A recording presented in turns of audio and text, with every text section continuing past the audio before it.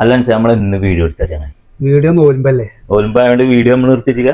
Video എത്തിയില്ലേ? നമ്മള് video സാധനങ്ങൾ കുറെ എത്തിക്കണേ. പുതിയ സാധനങ്ങൾ എത്തിയതാണ്. നമുക്കൊന്ന് കാണിച്ചു കൊടുക്കാം, പരിചയപ്പെടുത്തി കൊടുക്കാം. ഇതൊക്കെ S25 അൾട്രകളാട്ടോ.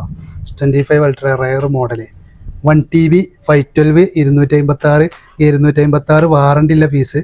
S24 അൾട്ര ഒക്കെ ഫ്രഷിന്റെ നോക്കാം. ഒക്കെ ഫ്രഷിന്റെ അതേ അവസ്ഥ മാറ്റി നിൽക്കുകയാണ്. ഒന്നും പറയാണ്ടാവില്ല. അടിപൊളി സാധനങ്ങൾ. നല്ല പ്രൈസിന് കൊടുക്കാം നമുക്ക്. ഒട്ടിച്ചു കൊടുക്കും. 55,000 രൂപ. വെറും 55,000 രൂപ. 130 പുതിയത് എടുത്ത ആൾക്കാരൊന്നും സങ്കടപ്പെടല്. വെറും 55,000 രൂപക്കാണ് നമ്മളിതോട് കൊടുക്കുന്നത്. 24 അൾട്ര കേട്ടോ. അങ്ങനെ ബേസിക് മോഡലുകളും ഉണ്ട് കേട്ടോ. അത് S24 S23 S25 ഒക്കെ ക്യൂട്ട് ലുക്കാണ്. ചെറിയ ഫോണ്, നല്ല ക്യാമറ. എത്ര നമ്മളിതിന് റേറ്റ് പറയുന്നേ? S24 ഒക്കെ നമുക്ക് 32 കൊടുക്കാം. 32. S23 27.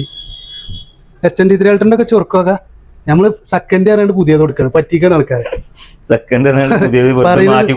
ഐഫോണൊക്കെ നോക്കാം. 14 Pro Max 512 GB 100 ബാറ്ററി, അടിപൊളി സെറ്റ്. അതെ, ഐഫോണിന് ഒരു കമ്മി നമ്മളില്ലോ.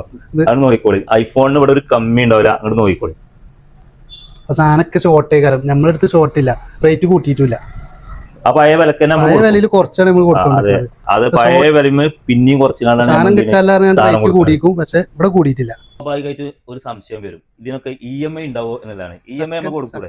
ഫ്രഷ് ഒക്കെ നമുക്ക് EMI കൊടുക്കും.